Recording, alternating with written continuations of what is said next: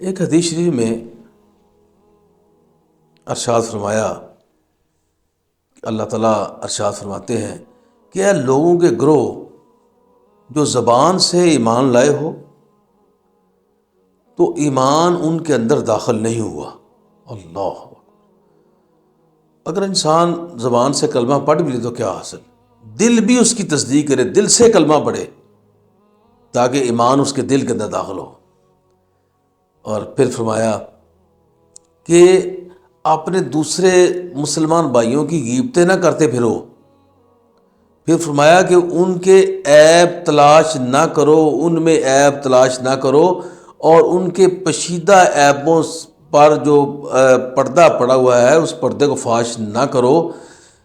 اگر تم ایسا کرو گے تو اللہ تعالیٰ تمہارے عیب جو ہے وہ ان کی جو پردہ پوشی کر دے گا، اور اگر تم اس کام سے باز نہ آئے پھر اللہ تعالیٰ، تم اگر مسلمان بھائیوں کے عیب تلاش کرو گے اور ان کے پشیدہ عیبوں پر جو قدرت نے پردہ ڈالا ہوا ہے اور ان کو فاش کرنے کی کوشش فاش کرو گے تو پھر تمہارے خفیہ عیب، تمہارے جو عیب چھپے ہوئے ہیں، اللہ تعالیٰ ان کی پردہ پوشی، وہ اللہ تعالیٰ ان کو ظاہر کر دیں گے، اور تمہیں معاشرے کے اندر بھی تم رسوا ہو جاؤ گے، گھر کے اندر بھی تم رسوا ہو جاؤ گے۔ تو اس حدیث کے پڑھنے کے بعد دل میں یہ بات آتی ہے کہ ہم جہاں بیٹھتے ہیں ایک دوسرے کی اکثر غیبتیں کرنی شروع کر دیتے ہیں، وہ ایسا ہے، وہ اس طرح کا ہے۔ ان باتوں سے سخت منع کیا گیا ہے۔ غیبت جو ہے وہ نیکیوں کو کھا جاتی ہے۔ آپ جس کی غیبت کر رہے ہیں، جس کا برا بھلا جس کے متعلق آپ کہہ رہے ہیں، آپ کی ساری نیکیاں اس کے نامہ اعمال میں ٹرانسفر ہو رہی ہیں، اور آپ اس کو گھر بیٹھے ہی فائدہ پہنچا رہے ہیں، آپ اپنی نیکیاں اس کو دے رہے ہیں۔ ایک بزرگ کو کسی نے برا بھلا کہا، اس کے محبت کرنے والے نے جب سنا تو اس نے کہا یار ہمارے بزرگ اس طرح نہیں ہیں، تم یہ کر رہے وہ کر رہے ہیں، یہ اس طرح ہی ہیں۔ وہ افسردہ ہو کے واپس آیا، اس نے اپنے بزرگوں سے کہا کہ بابا جی آپ کو وہ گالیاں اور طرح طرح کی بکواس آپ متعلق کر رہا تھا، میں نے اس کو منع بھی کیا لیکن وہ باز نہ آیا، تو آپ نے فرمایا جاؤ بازار سے یہ چیزیں لے کے آؤ۔ وہ کچھ تحائف تھے۔ اب وہ مرید بڑا حیران ہوا، محبت کرنے والا کہتا ہے بابا جی وہ آپ کو برا بھلا کہہ رہا ہے، آپ اس کے لیے یہ تحائف آپ نے لے لیے ہیں۔ فرمایا یہ میری طرف سے جا کے اس کو دے آنا۔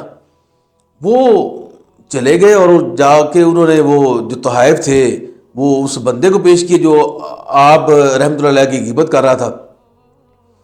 تو وہ بڑا شرمندہ ہوا اس بات سے کہ میں ان کے متعلق کیا باتیں کر رہا ہوں اور یہ مجھے تحائف بھیج رہے ہیں۔ تو واپس آیا، اس نے معافی مانگی اور پھر وجہ پوچھی کہ بابا جی میں معذرت چاہتا ہوں، میں نے آپ کو برا بھلا کہا لیکن آپ نے شفقت کا، محبت کا اظہار کیا، آپ مجھے تحائف بھیجے، اس کی وجہ بتا دیجئے۔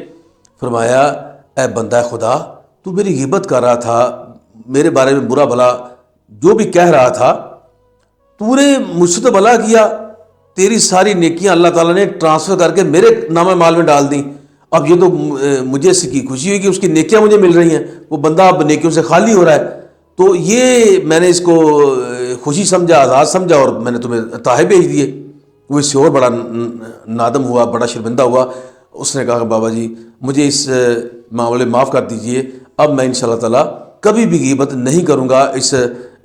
اس بیماری کو، جو یہ مجھے جو عیب، یہ میرے اندر جو یہ عادت بن گئی ہے میری جھوٹ کی، غیبت کی، میں بابا جی اس کو چھوڑ دوں گا، میں آپ سے وعدہ کرتا ہوں۔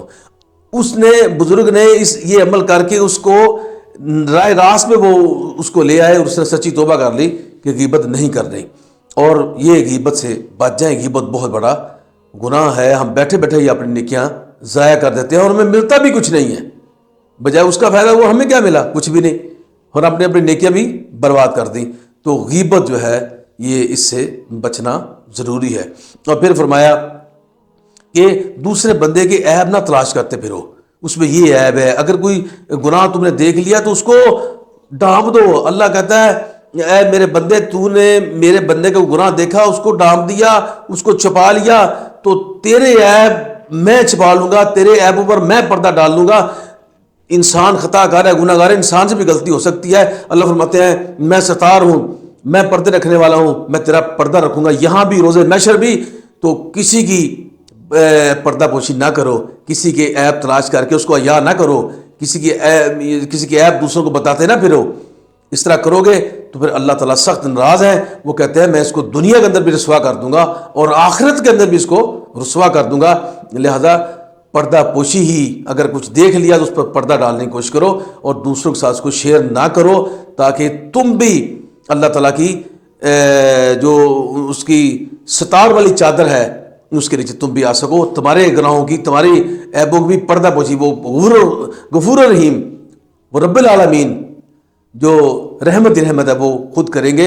اور اس طرح معاشرے کے اندر یہ جو نسور پھیلا ہوا ہے عیب کا، لوگ ایک دوسرے کے عیب بتانے میں بڑا فخر محسوس کرتے ہیں، اس پر پردہ پڑ جائے گا۔ جب پردہ پڑ جائے گا تو دیکھیں گے کئی معاملات ہمارے حل ہو جائیں۔ کوشش کیجئے کہ مسلمان بھائیوں ایک دوسرے کا پردہ رکھو اور ایک دوسرے کے راز فاش نہ کرو۔ اور پھر فرمایا کسی کی ٹو میں نہ لگے رہو کہ وہ کیا کرتا ہے، وہ کہاں گیا تھا، وہ کہاں سے آیا تھا، وہ کیا کر رہا ہے۔ اس سے بھی اللہ اور اللہ کے رسول نے منع فرمایا ہے کہ کسی کی ٹو میں نہ رہو۔ اور ان باتوں پر ہمیں سختی سے عمل کرنا چاہیے۔ ہمیں اب یہ جو ہم نے ابھی گفتگو کی، اس کا ہم نے کن باتوں سے بچنا ہے؟ ایک اگر کلمہ پڑھنا ہے تو اس کا دل میں بسر جانا چاہیے، اور غیبت کو چھوڑ دینا ہے، اس غیبت کو اپنے اندر سے نکال دینا ہے، جھوٹ کو اپنے اندر سے نکال دینا ہے، اور کسی کی پردہ پوشی کرنی ہے، کسی کے عیب بیان نہیں کرنے اور کسی کی ٹو میں نہیں لگے رہنا وہ کیا کرتا ہے۔ اللہ تعالیٰ ہمیں ان برائیوں سے بچنے کی توفیق عطا فرمائے، اور ہمیں اگر ہم برائیوں سے بچ جائیں گے تو یقین کریں آپ نے اللہ تعالیٰ کی رحمت کو اپنے لیے لازم کر لیا ہے، اور اللہ تعالیٰ کی رحمت جس پر ہو جائے گی اس کی بخشش ہو جائے گی یہاں بھی اور آخرت میں بھی۔